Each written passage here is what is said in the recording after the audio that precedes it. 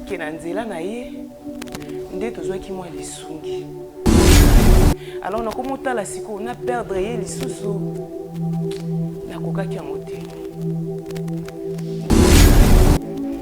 Pour tout garder bon mengo na biso pe mobali na biso soki akokaki kosala ngo abota na mobali na nga.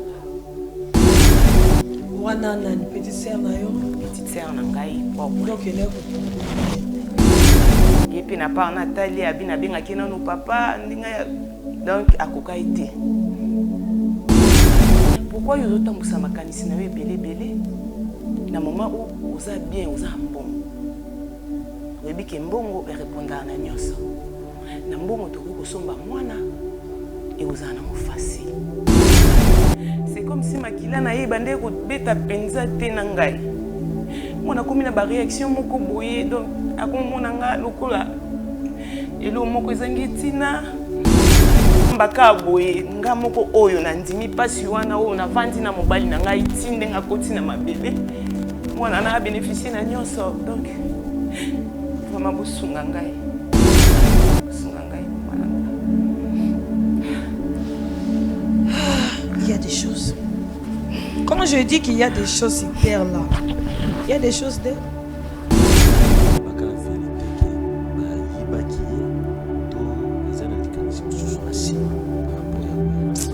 Merci beaucoup Papa Thomas pour la question parce que on a pas si on a zo kana mutema na ngai tala mwana ndena uti ko expliquer ake bandaza la bébé oyebi boni oyo bomaki soki bazaki banani na kati ya non pardon so moyen eza bakokata yo bakamera boye eza bien te yo koza ndenge okuti mama abino balopesa biso na injection mais maman abino préféré papa na bino atela ndenge azolida seul problème ezali ke olingo ovanisanga na ndako oyebisinga mpongo akovanisa ndenge nenga mabe bana nga na kei bimi na nga na kei nga naza mama abino te nazoyebisa yo boyeba molelo ochango na mutu na yo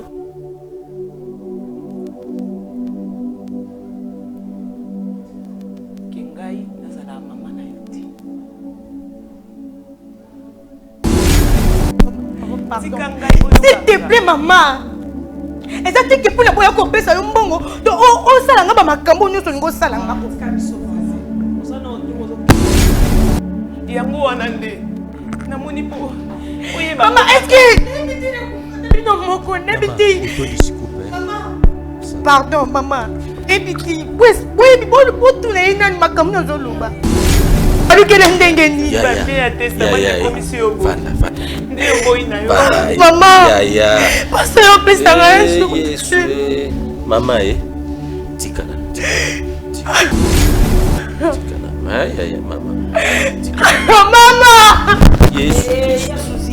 pardon. Lorsque vous avez des saignements en dehors des règles très abondantes ou au contraire devinales anormales, ce ne sont pas des choses à négliger. Parfois, ces symptômes peuvent être liés à des problèmes à l'intérieur de l'utérus, comme des polypes, des fibromes, des infections, des adhérences, ou d'autres anomalies qui peuvent même être responsables de difficultés à tomber enceinte ou d'avortements à répétition. Lorsqu'ils ne sont pas diagnostiqués à temps, ces problèmes peuvent entraîner des douleurs chroniques et affecter profondément la qualité de vie de la femme. La bonne nouvelle, c'est qu'il existe un examen simple et précis appelé hystéroscopie diagnostique. À l'occasion des festivités du mois de la femme, le centre hospitalier Monsonneau lance une campagne spéciale de diagnostic par hystéroscopie. Du 1er mars au 30 mars 2026, 24 heures sur 24. Jeune fille Elenge Mokolo Mobange Bobengami na centre hospitalier Monsonneau pour un examen à hystéroscopie. Donc campagne est pour la maman, pour la bilingé basi.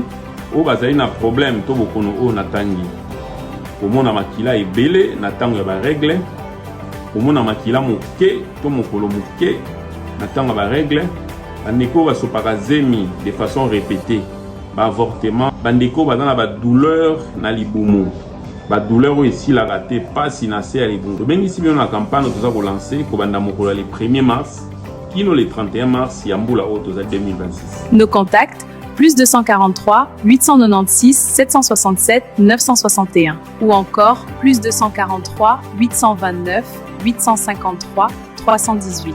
Adresse avenue centrale numéro 2, quartier Kaoka, entrée l'école de navigation et l'église Sainte-Marie-Goretti, commune de Kalamou. Nanu namona délivrance à Boété, nazomona délivrance oyo pasteur Chico azosala awa na push ministry, ezalanga mote na batu, eza forcé te. Dès tout le monde a délivrance mouchaza forcé.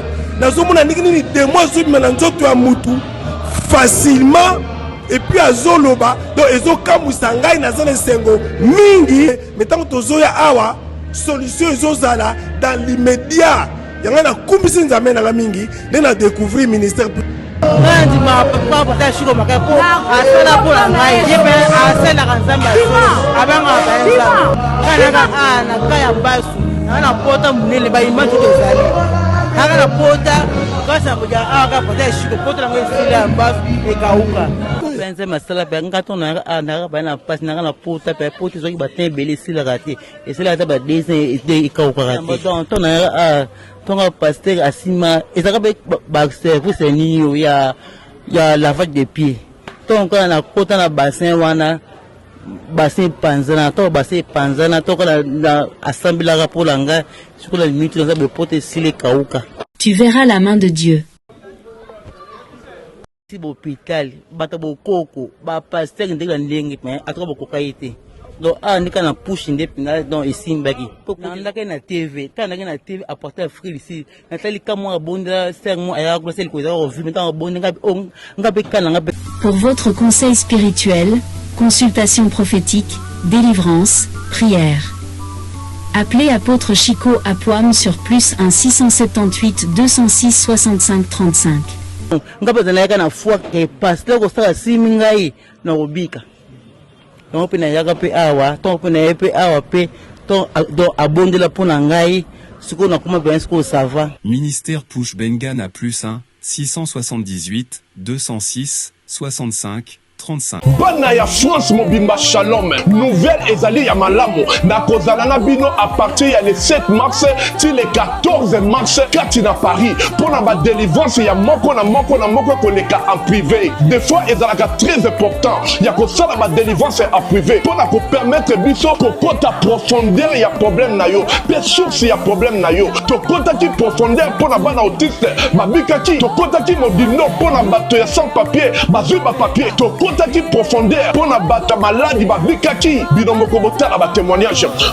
De toute façon aux ans atala kango mingi na ba YouTube na ke délivrance en tout cas tout 5/5 ya Moïse va vivre fara au monde mais asa eloko na Nzambe Moïse a eloko na Nzambe commentaire ya te na yenga mo na vivre na monde na kina ba doubler ma colonne na minute nga yo na telemi en tout cas tout va bien na ba tension ekei Moïse a eloko wana et puis na prophète Nzambe Nzamba Moïse osala nga mo na sentir papa donc na tension ekei na sentir donc papa Moïse a eloko na Nzambe donc azali prophète azali eloko wana nga mo na ye en privé na vivre amour donc commentaire ya te boya na osana bokomo na esa kuja koloba te donc voilà quoi ezanga mon frère Junior merci en tout cas na osana na eko kumisa Nzamba osana parce que na yaki participation ya délivrance en privé et puis kozonga na nga na ndaku na senga ki Nzambe a pesa nga musala fixe parce que nazala ki remplaçante na pesa ki requête na nge papa Moïse abondela ki po na ngai et puis kozonga na ngai na mboka na ngai Nzamba eko sala bikamwa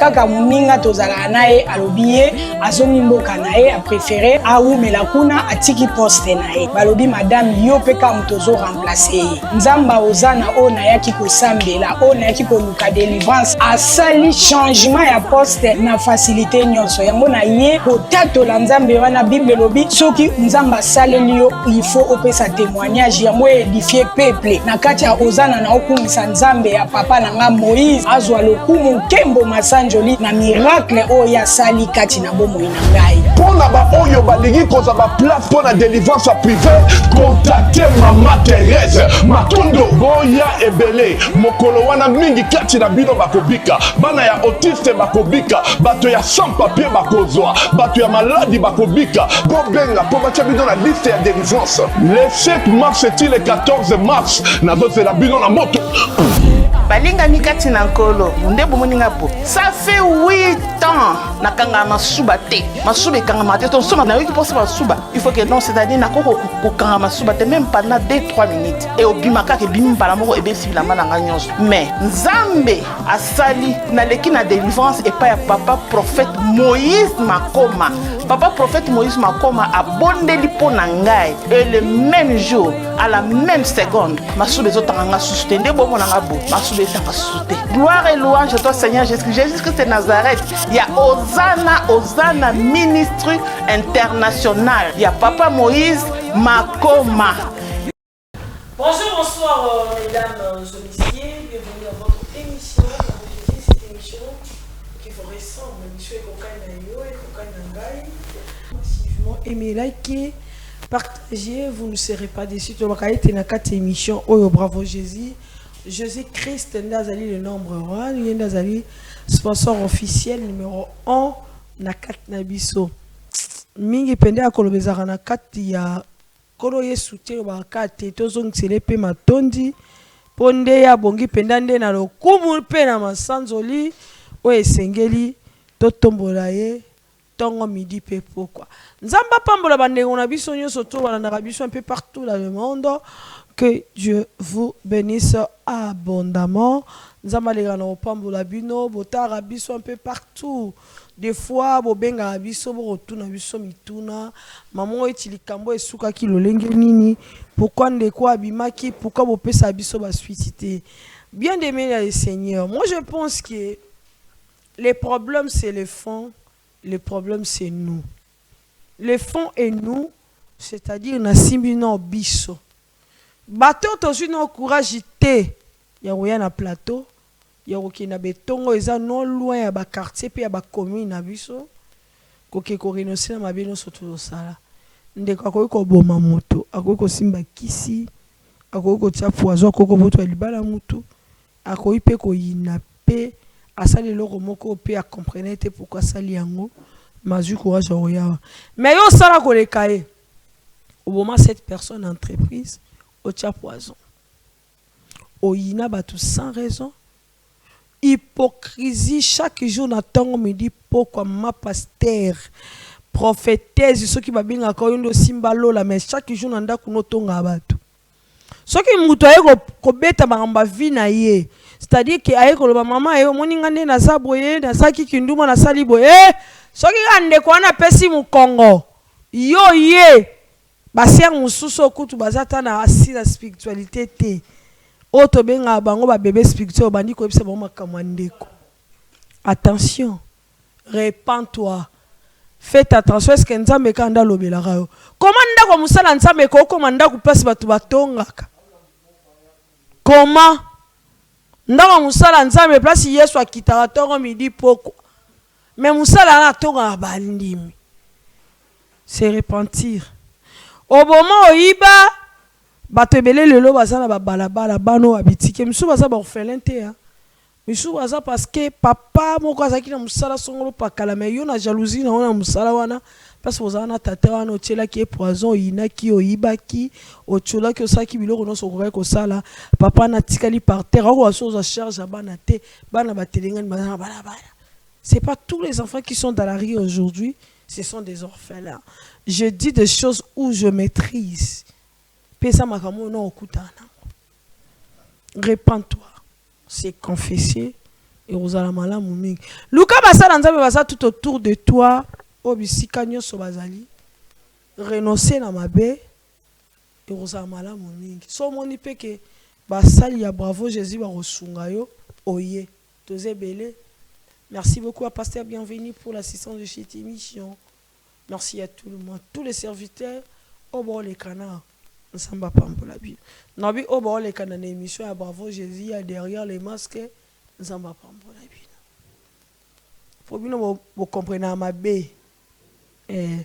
Tant le serviteur nous surtout pour mélanger la bateau avec la mango ça émission ba kei, beaucoup de bangote parce que na bino à la tête. Je parle du bravo Jésus, je parle du serviteur de derrière les masques. C'est-à-dire, ce romoni qui est témoigné que tout est samakuna, obengi soki po moni koza musala nzambe moko pembe na yo. Voilà, merci beaucoup nzamba pambola yo, nzamba pambola kashama, j'espère derrière la caméra o ezotala ngandi na osala na j'espère kashama nzamba pambola bongo kamweni ya ngwana yeba ko pinga pene ba kombo batu te, c'est tout à fait normal.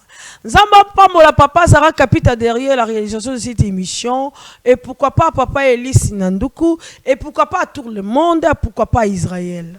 Que Dieu vous bénisse. Vous êtes tellement nombreux à nous suivre un peu partout dans le monde. Israël ça les fort pe ça comment mboka. Ba Israël basé belé na yo bengo Israël mutombo pamba. Zo rando Israël oza na kombo na yo. Oza Israël à Jacob. Sur les 12 tribus d'Israël, voilà. Merci beaucoup, Nzambe Apambola Bino. Orphelinat, bravo Jésus, est situé dans Matete, quartier Viaza, numéro 27A. Tozawana, Batunio, Soto Balinga, Banabitike, O Nzamba Tia, non, Bato, Nzamba Tia, au cœur, pour nos Pambola Bananona. Le 8 mars, jour pour jour, je pense que Totkali juste 3 jours pour na maman. Tozawana et l'on maman Lydie Moukadi ainsi que maman Wechi et les serviteurs. Tosali organisation pour le veuve. Latissa veuve Liputa, Melana veuve, Liana veuve et puis Kabela veuve Fond. Fond et ba veuve na biso ezana ngwe beleti. Bateka ba mapa, ba makala, ba nguba, ba malala na bakoba veni. Tolinga cette fois za kanon une partie ya ba veuve na biso ya matiti. Bisika au papa Thomas des fois lobaka to koma famille. To koma famille parce que ta bobi mabomo na baobe la bino. C'est déjà une famille qu'on a créée, sauf que toza susu na ba maman mususu wa uta ba commune mususu o bazali ba maman o biso toza rana bango.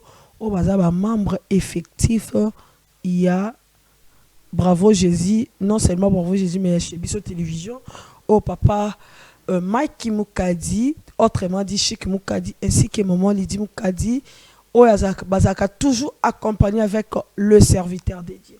Merci beaucoup. Nazon c'est la $10 na yo. Pas néza na ka $10. Non c'est la $10 na yo. Jour pour jour, tu as 3 jours, $10 na yo et ça la Bisso. Bien. Jour pour jour, tozo kende, to tiralika na 17 jours.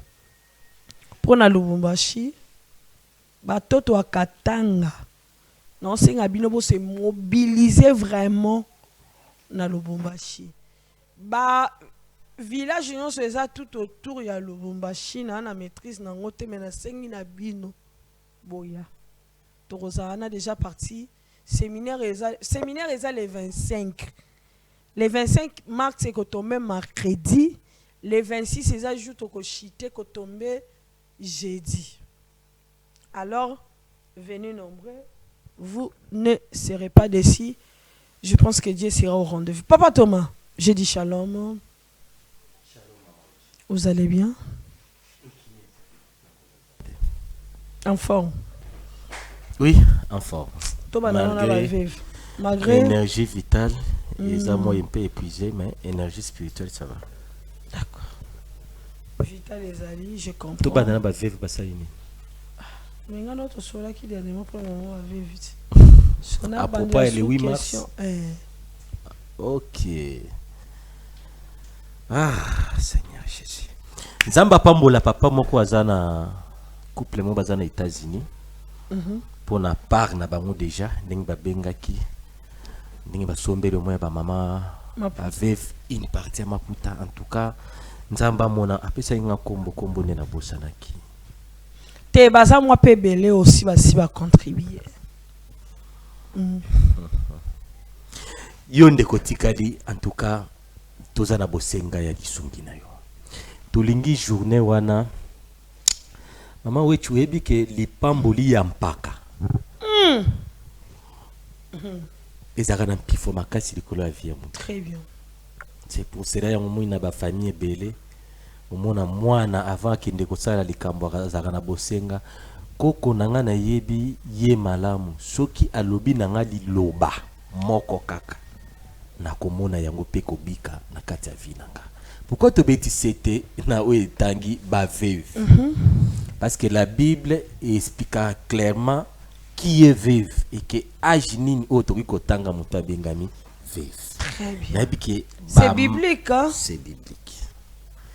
Mais que ba maman o déjà besoin répondre à ba critères wana baza parmi ba maman o peut to invité na katia milulu ya o peut to sarana ba il y a le 8 mars oui. Okay. Jour wana selon ndenge to moni ndenge kozalela to kozanga te kozwata 2 ou 3 maman baloba maloba pona bande ko o basongi ba te ba kozala na suka nango biso basali tokozanga te ko clôturer pour la rebondela pour la bande konyoso ba contribuer. C'est ça. Merci beaucoup Papa Thomas, vous êtes serviteur de Dieu. Papa Fabien Poyi, l'apôtre Thomas. Bato to katanga bazo zela biso to bandaki koloba tolobi mais to komi na mois de mars. Oh mikolo bandi ya ko consommer. Bravo Jésus Ministry organise 2 jours de prières intenses du 25 au 26 mars 2026 de 8h45 à 14h juste. Sous le thème Remise et reprise. Venez passer des moments forts dans la présence des dieux et expérimenter ces miracles. Ouais, Jésus! Il y a un miracle maintenant. Yes. À travers ses serviteurs, car c'est lui qui est capable de prier et capable de tout. Retrouvons-nous dans la salle polyvalente Atomium, numéro 30D, avenue Kapenda, coin Kimbangu, dans la commune de Lubumbashi. Comme orateur, Thomas Fabien Poyi, prophète Eric Kassongo, maman Lydie Moukadi, servante Clarisse Ouechi, venez partager des moments de prière, de délivrance et de guérison avec le Seigneur Jésus-Christ. Nathalie Calendrier, les lois Tongo. Si Nathalie, bien, il nous reste que si c'est 20 jours. 20 jours, wana, mais 20 jours, il y a recommandé. Donc, on attend qu'il y a les jours au Makambo Izali. Parce qu'on a 20 jours, on a photo tala. Combien de jours au biso photo consacré? Il y a cause déjà sur les lieux. Et puis, il y a combien de jours. Donc, tout le bas, on n'a pas assez de temps.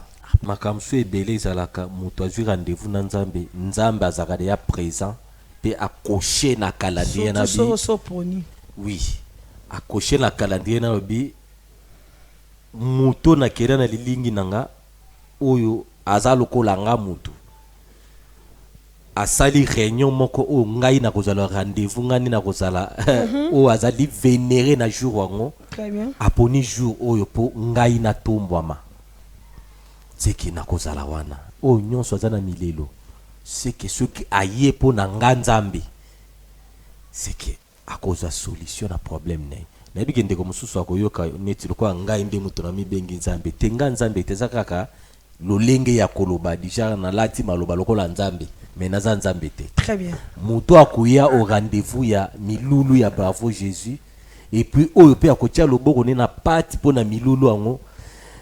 Dieu ne manquera pas Yakopambula parce que 2026 anabikamo ce qui va oyo ba otala komona que même dans la spiritualité na ba santé tozana ngomona que quand même nzambe apesi kimia apesi restauration apesi solution à ba problème tout ça eza makambo nzamba réservé pour 2026 oh c'est que Zala sensible. Le 25, le 26 mars, na Grand Katanga, ne manquez pas. Yaka na kundimanao, nzamba ba solution à kozala na katia Bravo Jésus Ministry. Merci beaucoup. Je pense qu'on a beaucoup à dire, mais on va prendre un espace qu'on demande à Papa Eli de nous donner l'espace avec Papa Chic Moukadi pour que ce soit express, pour parler de cet événement. C'est très important qu'on se retrouve aussi. En dehors de l'émission Bravo Jésus, qu'on parle de la part de l'Éternel dans Batoto Katanga pour que tous alla localiser dans le même esprit. Alors, madame, babingo na kombo na babinga na kombo ya Mami Mbakata. Maman mami a sa na vie. Maman mami a mariée, célibataire. Oui, ma mamie, naza femme veuve, naza qui mariée, mon bain n'a pas kufa et naza na mwana moko. Oza mwana moko. Merci beaucoup maman Mami, nzamba ya likana opambola yo. Merci beaucoup na eto yambio na kati plateau na biso. Ya bravo Jésus, je vous présente l'homme de Dieu, Papa Fabien. Moi c'est maman Weti, je pense qu'on a eu le temps de parler un peu au téléphone, même surtout que n'est pas mon cicaté. Et puis le moment où il en personne sur moi, soyez le bienvenu dans cette émission. Bravo Jésus. Merci beaucoup. Toyambio. Je pense qu'on a un Makambo, le Baki, moi 2-3 phrases, mais avant toutefois, tout pesa papa Thomas espace. Atika moment on a ça le beau Kanzambe. Vous êtes partante? Pardon? Vous êtes partante pour la prière? D'accord, papa Thomas To Sambeli, Seigneur Jésus, merci pour na bola munayo, merci pour na grâce, merci pour na faveur. Oyo sopi likolo bomo na biso. Nzamba lola totondi yo komona journal lelo. Seigneur, biso yo nakati elangana au Seigneur. To sengi yo ndezala au centre. Et que nyon se kosalema wa ezala guidé na nguya muri mo santo na komono Yesu Kristo to bondeli. Amen. Amen. Merci beaucoup maman Mami Toyambio. Tozoyo kayo. Merci maman pour la parole.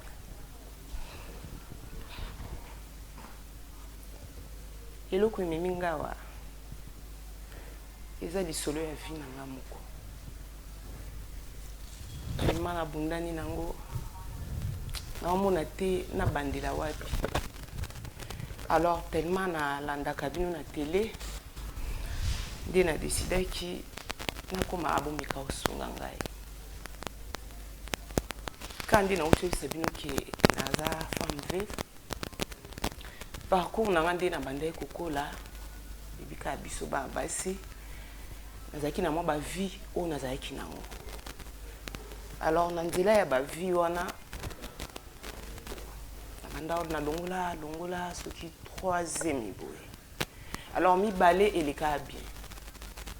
Ya misatu eyaka ko compliquer ngai. Nde esalaka ke bakatanga ba trompe. Alors lokola nzamba za bolingo ayaka otutisa ngai na homme d'affaires moko oyo azaki reconnu pe na mboka na biso awa a proposé ki abala ngai. Alors on a évité ceux qui nani akoko boya offre ya libala tant que moi si natala ki ndenge na ngai te andimaki abala kinga. Et alors beka ezalaka première année, deuxième année, il faut na pesa moi na pas mobile nanga pour na protéger pe ba bien naï. Mais nazala qui est capable tilelo ndenge nazala ba tromper. Alors makanisi tambola enga mingi. Na yaki kotala ngamoko to botama basini ba pa kufa mama kufa. Na mona ki kena nzela na ye nde tozwaki mwa lisungi. Alors na komotala siko na perdre ye lisusu na kokaki yango te. Nde na vandisaka petite sœur nanga Nathalie pour to garder bon mengo na biso pe mobile na biso soki akokai ko salango abota na mobile nanga. Wana nani petite sœur na yo? Petite sœur na ngai propre. Donc elle est pour oui. Alors petite sœur akokaki yango te. Ye pe na part Nathalie abina benga kina no papa ndinga donc akokai te. Alors bana ngope to mona ka bana mikie azaki dana makanisi na ye na mutu. Aime so passer na ba chéri na. Zuma roso pese charge. Te makanisi ya mabe. Oh na ajuana nga na imaginer ka te ke akoka opesa nga likanisi ya bongo. Vraiment. Petite sœur nanga eko bisanga biaya. Pourquoi yo tambusa makanisi na yo belé na moment où oza bien oza mbongo. oyebi ke mbongo erépondaka na nyonso na mbongo tokoki kosomba mwana ekozala nango facile. Bon, nazalaki na choix te malgré azalaki leki mais nandimaki ye sikoyo nakomai na mwa makanisi kotala na omemango ndenge nini ti nakende kobota. Bon, nzambe aza bolingo mpo mobali na nga aza motu oyo asaka bavoyage mingi libanda. Voilà nyonso wana mwana ka nzambe aza bolingo. Mais oui. Ok. Ebandeki kosalema bongo mpo soki ezalaka ke esimbaka te c'était dans ma sens wana. Nde naye kondima proposition ya petite sœur na ngai eye kosala ke mobali na ngai avoyage nde ayebisa ye nga alobi te lokola akei faut kosaute premier oyebisa ye ke otikali na zemi e okende bien alobi ezala sire ekende bien mbongo ezali nde nandimaki. Malgré ça na ndako mpe ya moko famille mpe ya mobali babeta mwa to mais moi mayele wana ya moko tche bilamba donc azalaki penza éveillé petite sœur na nga wana au fur et à mesure ba moi ezo poussana ye pas au mima oka na baje ti tu as kokoma na niveau tant na moni que to komi na 9e mois de to kende ko solliciter ba médecin hôpital pour to somba mwana mwana ya mwasi mobali nanga pe tango ayaka asepeli pe nabokoli ye pe nazalaki vraiment na bolingo na ye mwana koli na nsima nango nga mona yebi kaka ke mosusu oya na ye te mobali pe kotala pe aza na mbongo na ye bon azomona deja aboti mwana moye atianga panzi likolo eza te alors mwana ngo lokola azalaki moko wana nde apesaki affection makasi alingaki makasi na bolingo wana azwaki babien na ye nyonso atiango na kombo ya mwana wana. Chose grave mobali na ngai akokufa erakufi mwana c'est comme si makila na ye bande kobeta penza te na ngai mwana komi na ba réaction moko boye donc akomona nga lokola elo moko ezangi tina donc na ye ko réaliser que tellement ba bien nyonso eza na kombo na ye nazotala sikoyo nde tozokendele non bénéficier lo te. Alors courage wana nazwa ina lobela ye boye nga moko nakokaki yango te.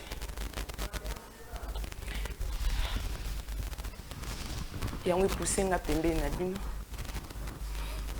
nayebi ke na kanali na bino nakozwa courage ya oloba ngo na misu na ye nayebisa ye po aza ni mwana na ngai ni mwana ya mobali na ngai. Et alors pambaka boye nga moko oyo na ndimi pasi wana oyo na vandi na mobali na ngai tinde nga koti na mabele mwana na bénéficier na nyonso donc vraiment bosunga ngai mama langa. Il y a des choses. Quand je dis qu'il y a des choses hyper là, il y a des choses de maman, mamie. Oui, maman, oui. En tout cas, j'ai beaucoup de questions à vous poser. Hein. En tout cas, Léla, je pense que Ozo Kanissa, Mobala Koufi, Ozo Kanissa, peut-être Falo Botana Okututo, peut-être Andy Mayo, le Lenga Zalaki, peut-être qu'on peut bénéficier de la vie même si au Botina parce qu'ils appellent la batte.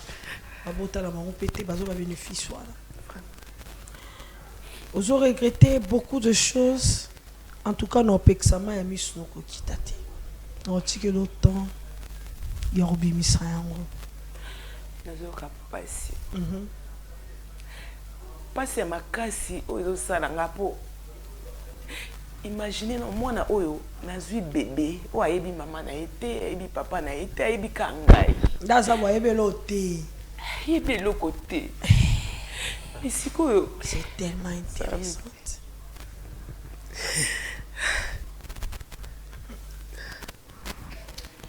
Comment la kabato maman wechi tu poses beaucoup de questions. Surtout te poser ma question toi maman kamnini. Quel était l'esprit? Oui, pour ça qui maman et pourquoi elle a fait ça et pourquoi il fallait avoir un conseil. Il y a une petite sœur. En tout cas, on a tout dans la question. Maman, mamie. Maman, Richinazar. Tant que vous avez dit est-ce que vous avez une famille? Et ça, la main de. Tant que vous planifiez un hôpital.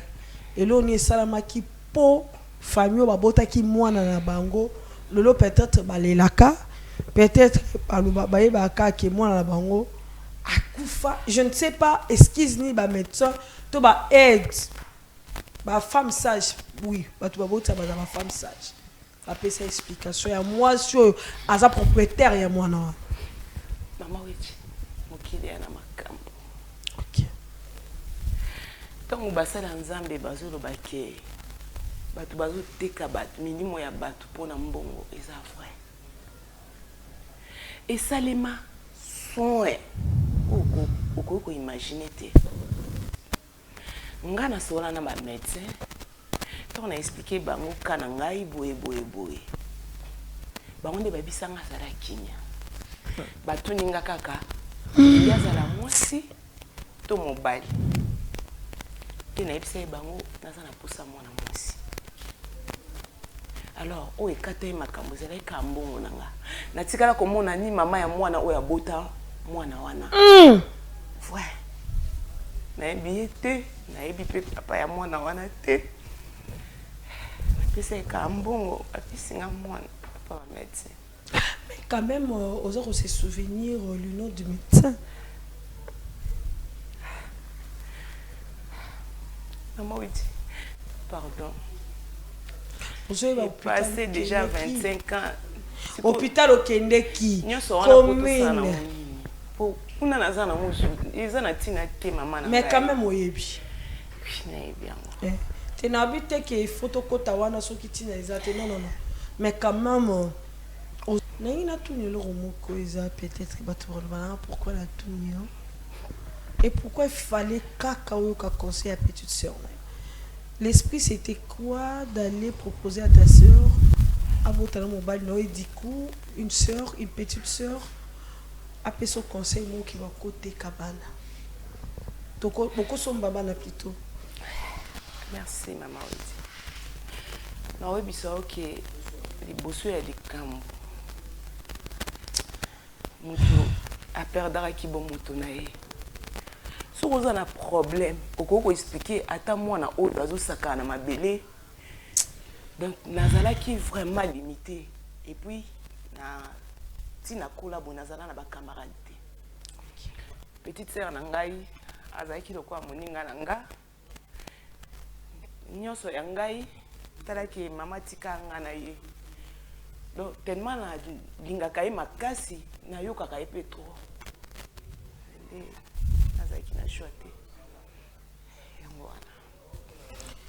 Beaucoup de questions et retour na yo, mais là c'est réservé normalement pour ne pas aussi te léser, pour ne pas aussi te tutoyer.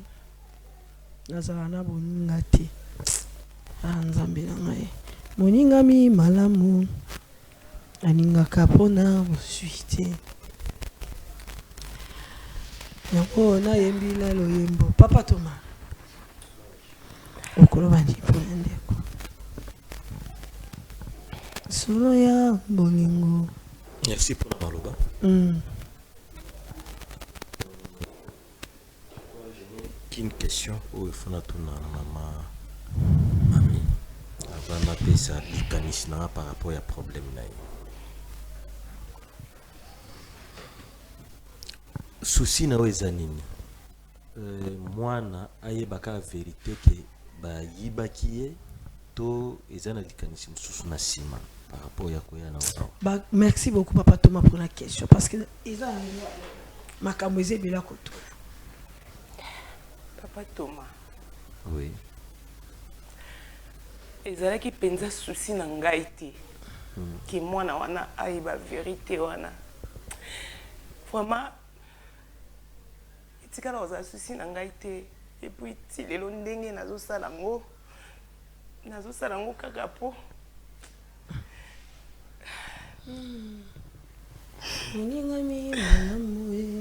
vosala nka po bomengo nyonso eke epa na ye sikoyo papa Thomas zana oniti na place na ngai mpo na babien te mpasi oyo nazoyoka na motema na ngai tala mwana nde nauti koexplike ake banda azala bebe aza nde na ngai nde mama sikoyo kotala kaka depuis kaka batangaka testament mwana mbala moko achange affection azalaki nango epa na nga mbala moko elongwe akomi na balangage moko so alobi na nga na kata mosusu nalamuki banda ntongo ti butu na depe eloko te nazoyoka pasi donc malgré nasomba ye me nakoma omoni lokwa ya ngai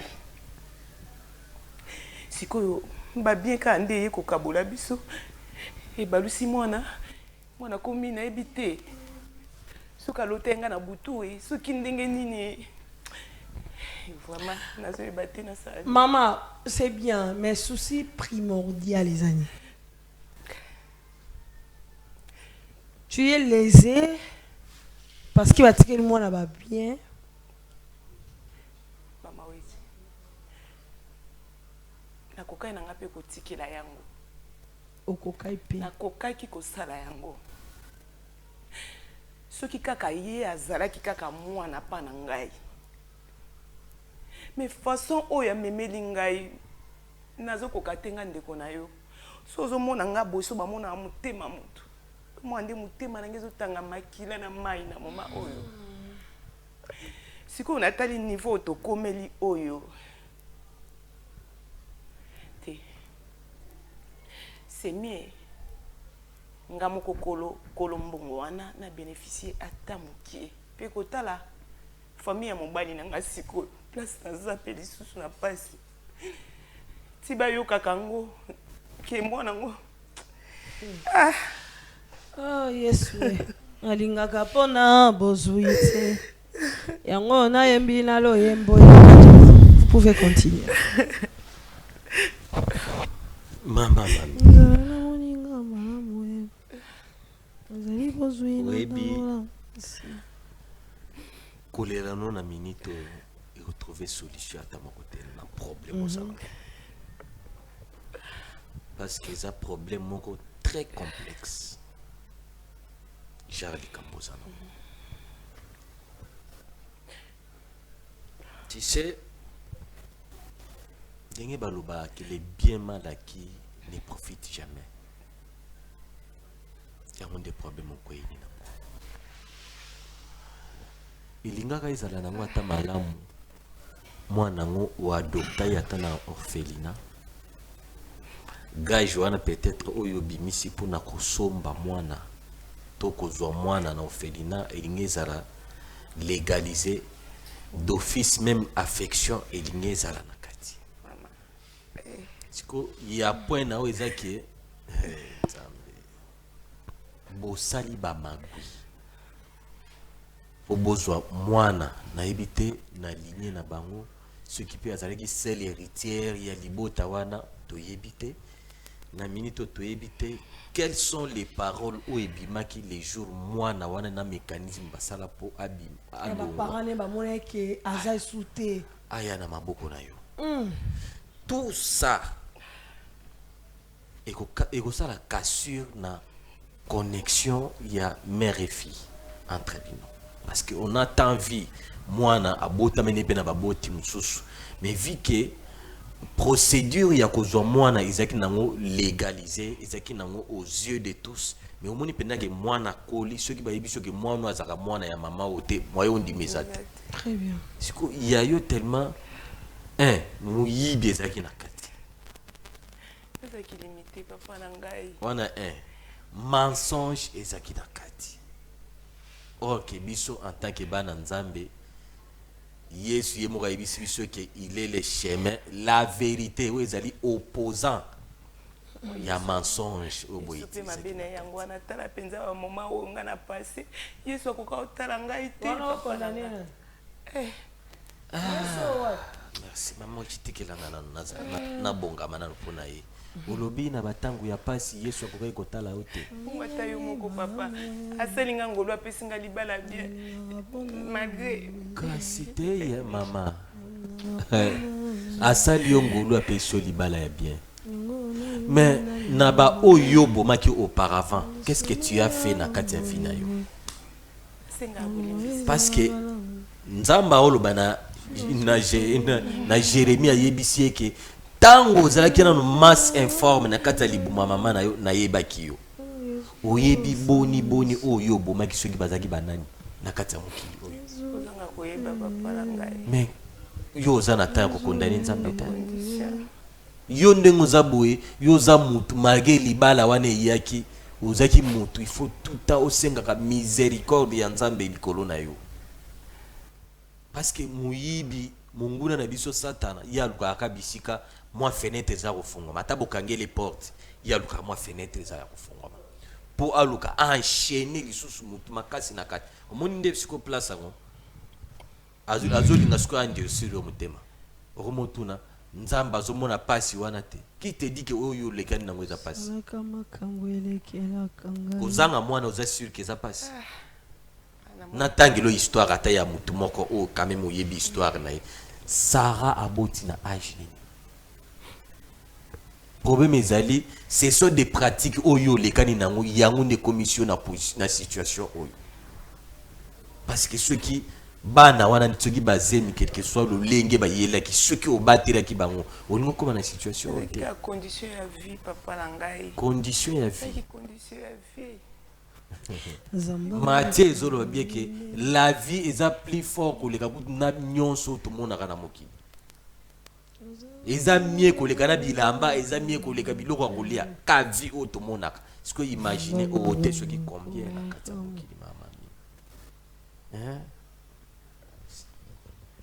attitude ya mwana netinga nazo encourager na ngango te mais je ne fais que analyser ko soutenir cause na ngona kati ligne abimeli peut-être il y a des paroles où il lobamaki ki bisika mwana na biso akei lobaka soki akofite peut-être bisika akei ba mona kimia te bisika wana oza si yo ko vivre kimia.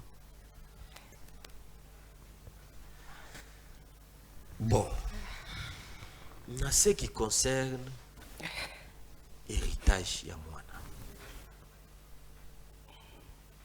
tu sais que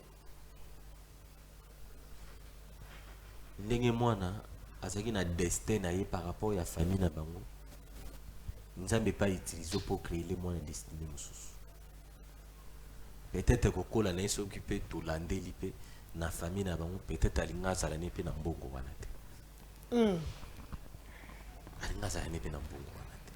mais vu que na kati na yo lokola tala neti ozo akize nzambe na minito na kati no vu que nzamba amona intérêt na kati te d'où il faut alongola nyonso ya o ezali bolamu iko profiter na yo apesa yango na mwana vu que oboko lié obongisi le avenir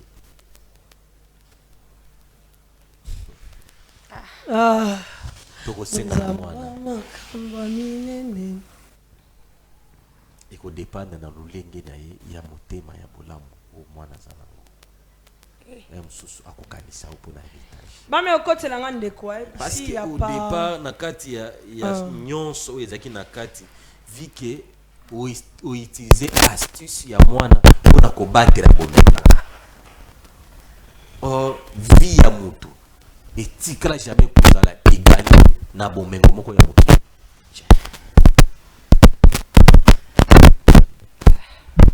So petite sœur Azar, voilà, bon préparé, il n'y a pas de pause, il n'y a pas quelque chose. En tout cas, cette histoire, on va en finir pour comprendre qu'est-ce qui se passe réellement. Moi, la colle, il y a comme une grande fille, papa Thomas Dikou. Oh, ma parent, là, ma parent a été. Et ça, des magas. Oui. misusu ezalaka mpona bit misusu mpe eyaka mpona kodétruire mpe bafamille misusu mpe eyaka mpe mpona korenforcer mpe balien na kati ya famille parce que nandimi teke na famille wana mobimba na famille na bango élargi mobimba bato nyonso bandimaka ake mwana wana aza mwana na bango nandimi te eza na bato mosusu tanto akozala vandaka di atalaka observaka azotala bacaractère pourquoi imaginer neti na famille na biso ezaka na indice moko oyo na détecta ata mama na biso ndenge azaka atikala koyeba ngo te ntango nalakisa azwa temps ya kotala bana nyonso ya famille yabi atikala komona ngo te or bana na biso nyonso ya famille toyebela bango kaka na misapi ya maboko na manzaka pardon pas Thomas na kati bino te soki eza mpona elembo mpo bareconnaître ke mwana na bango to mwana na bango te mwana wana nzambe alimbisanga d'autre part on dirait ezalaki nango mpe plein ya nzambe ndenge ezokendele nde nazocomprendre mpenza te soki otali mwana wana na pa mobali na nga oboya te kasi ozwaki zemi bebe nayebi so mama miyebi eza mpona nini mama bonjour madame bonjour mama na bakamera boye problème nini mama kasi pusana te kasi problème eza bakamera ebele boye problème nini yaya pardon so moyen eza bakokata no bakamera boye eza bien te okokita yo poza ndenge okuti mama abino bando pesa biso ba injection mais maman abino o préféré maman abino adela ndenge azolela boye otuna kuti so problème ezali ko lingo vanisanga na ndako yebisinga bongo akovandiso ndenge ka ndenge oye ya kotelema boye ozotomboka boye akovandiso ndenge déjà ye mona yeyaki boye ata kovanda na ndako kovanda te yaya susi vanda yo mutu omeminga awa vanda nga mutu namemi yo awa mutu omemisinga awa maman prenez place de l'autre côté la série chaise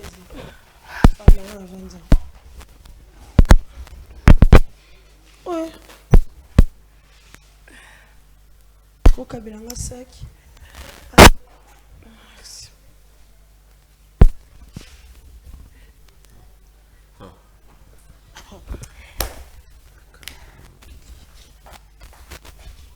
maman ozolela c'est quoi le problème maya misu nanga omoni yango ka awa teyebisanga so omoni maya misu nanga tozalaki problème nde tozalaka na ndako bongo ovandisinga olobelinga oyo obenganga bakamera boye donc dasi bato baomona biso kisana voix yaya kisana voix mama bino obo voix boye point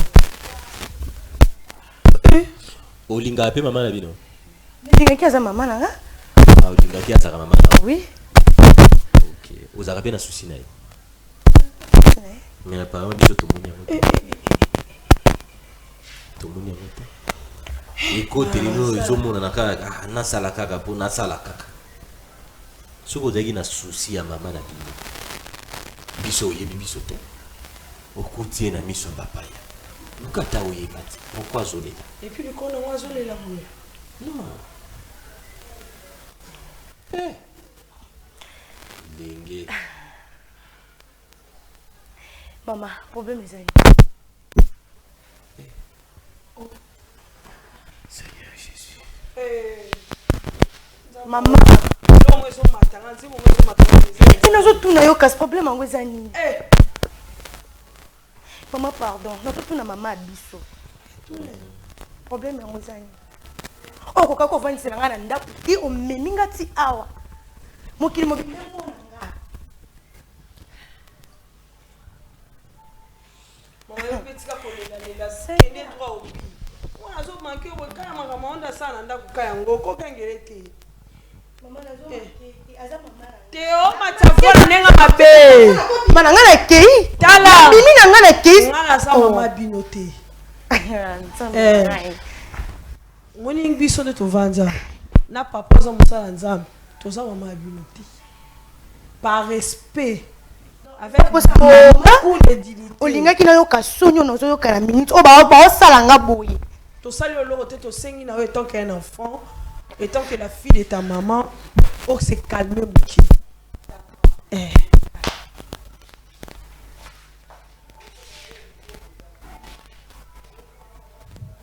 Maman, il y a comment ça no bref hein. Suzy, maman. Ma misu nanga oyo. Banda monango. Ezaki na tina. Alors so na komi awa, eza pongai moko na biso mibale na koki lisu te. Oleki ngai. Oleki nga na makasi, oleki nga na munene, oleki nga na mbongo, oleki nga na nyonso. Seke nga na koloba te pa na yo. Nde na pusani na kati ya bato mibale oyo. Tovanda nde tovandi biso 4 boye. Peut-être na ozala l'aise na loba. O nazo ebisa yo lelo. Na ebite. Soki na kosenga yo pardon. Soki na ko bondela yo. Ama salaka ozo matona na mutema kati wana naza limité. Nazo ebisa yo oyebango lelo. Ochango na mutu na yo.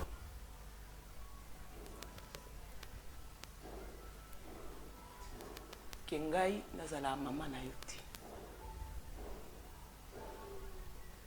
Oui. Nga na bota yo te. Na vie na ngai natikala kobota mwana te. Ndenge nazalaki na mobali na nga. Nazalaki na problème ya kobota. Problème ya kobota wana namonaka na ko perdre libala na ngai te na ko perdre mobali na ngai te. Maman, pardon. S'il te plaît, maman. Exactement que pour la boya ko pesa yo mbongo. Donc o sala nga ba makambo nyonso ngo sala nga. Osika biso maman. Osana ndingo zo kibuzi. Il fallait pas pesa nga yo aw. Pardon. Pardon. Pardon kita. Limbisa ngai kita pardon. Mama, ozolo bonjour pa kusa mama nanga.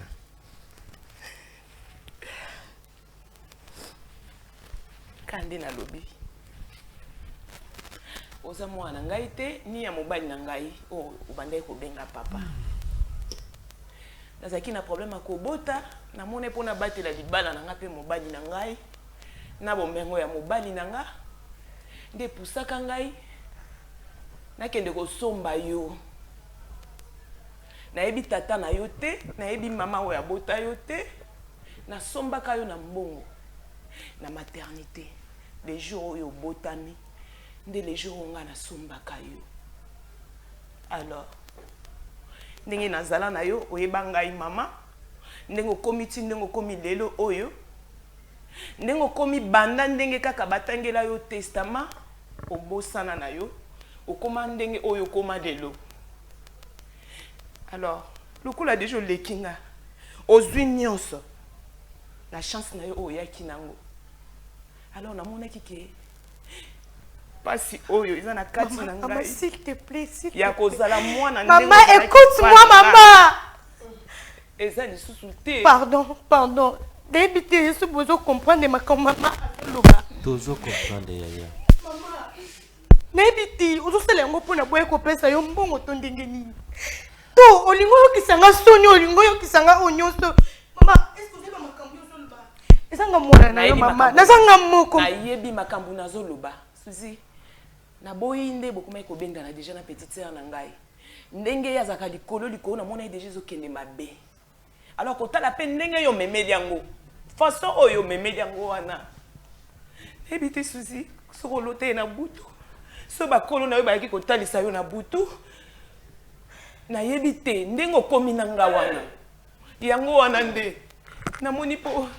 Oyeba. Maman, est-ce que non moko nebiti. Maman. Pardon maman. Nebiti. Oui, tu n'es pas makamna zoloba. Ko moyo comprendre ngo ezate parce que ozotike na mama ta ya koloba. Non, tu quelle ta comment makamna zo bibisa oyo. Tala kutu. Maman, soza maman na ngai. Au-delà de l'émotion, on s'en va là. Non,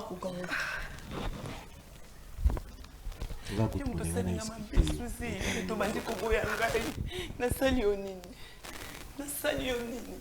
yebisa ngai tokomi boye mama nini oyo yebi ata yo moko eloko ni ya mabenga nasali yo soki eloko mabe esalaki alingaki ayebisa ngai na ndako soza mama na ngai te yebisanga kasi mama abota ngai alobi ayebi te nakome mpa na ye ndenge nini waka ongo na waka na ndenge toteta bino moko nasala nini nde motombo na ngai nasala kasi nasoko papa akufi tokoma nasala nini kasi donc papa azalaki makambo na balukelele ndenge nini ata bino moko na balukele ndenge nini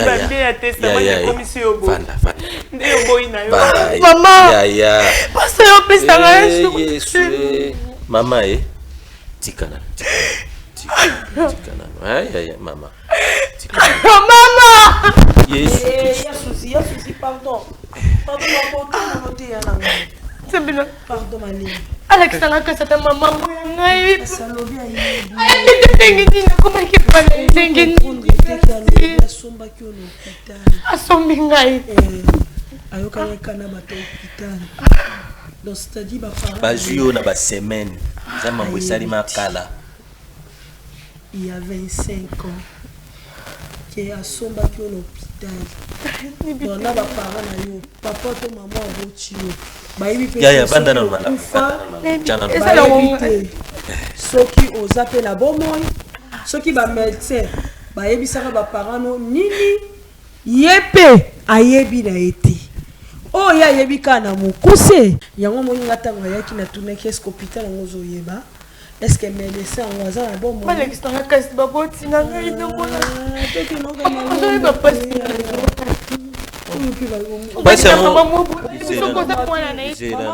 mama ele ya susi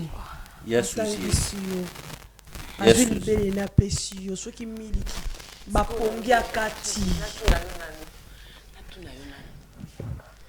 ekomaki ndenge nini po yo koma ndenge komi wana po obimisanga na motema na yo botolanga affection obanda opesa ngai testament wana nayebi te ebandaki ndenge nini mama wana sikolingono bano suspecté so mwana mama na ngai papa tikeli ka mwana testament te mama na ngai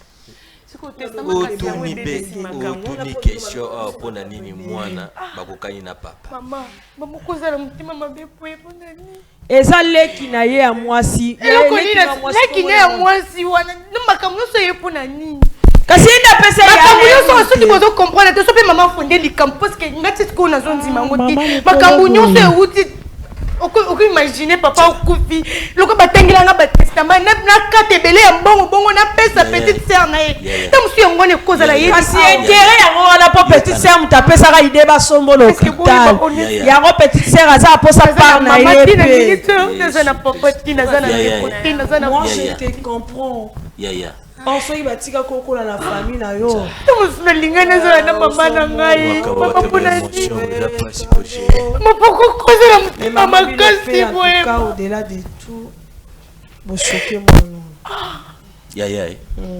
Chérie yoka c'est pas seulement ce yoka que vous voyez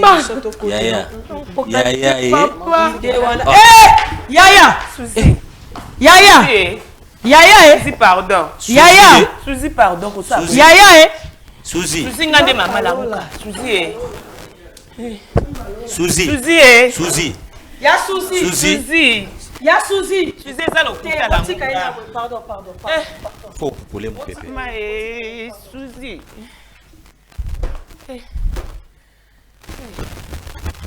Suzy papa zaratika mama wichasa makambo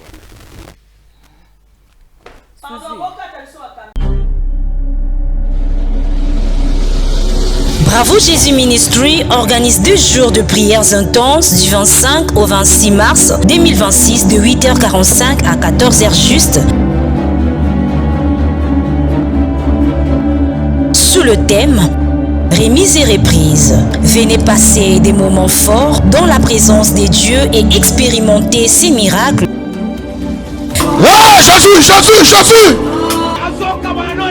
Il y a un miracle maintenant. Yes. À travers ses serviteurs, car c'est lui qui est capable de prier et capable de tout. Retrouvons-nous dans la salle polyvalente Atomium, numéro 30D, avenue Kapenda, coin Kimbangu, dans la commune de Lubumbashi. Comme orateur, Thomas Fabien Poy, prophète Eric Kassongo, Maman Lydie Moukadi, servante Clarisse Ouechi, venez partager des moments de prière, de délivrance et de guérison avec le Seigneur Jésus-Christ.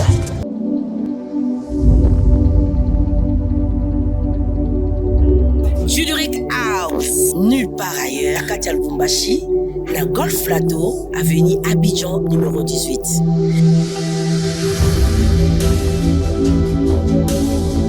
Waouh! T'as la piste de monsieur Amneni, t'as la trône ya ba marié, ba table ya boui. Oh, t'as la ba verre na biso, verre à champagne ezali, verre ya vin ezali, verre ya mai ezali. Et pas la biso, ba pesa un champagne na verre à mai parce qu'on a tout. Ah, ma protocole ya boye. Waouh! Voilà l'espace vert na biso. Bato balinga ba baby shower, mais événement balinga espace vert.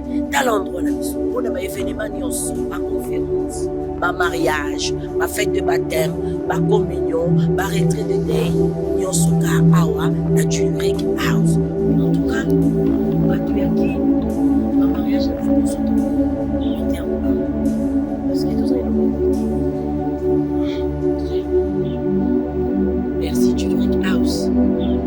Hey, alors là, Juduric House.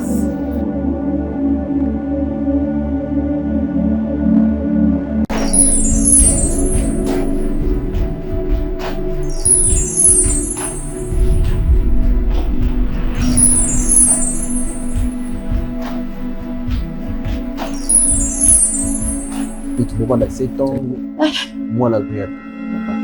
Parce que jamais, ce qui moi, si tout le monde a des obos tâtés, ni un côté la kebo kabwana. Et là, on y a aussi la mission. Ah, tout ça, la nuit, on a tout ce que vous avez.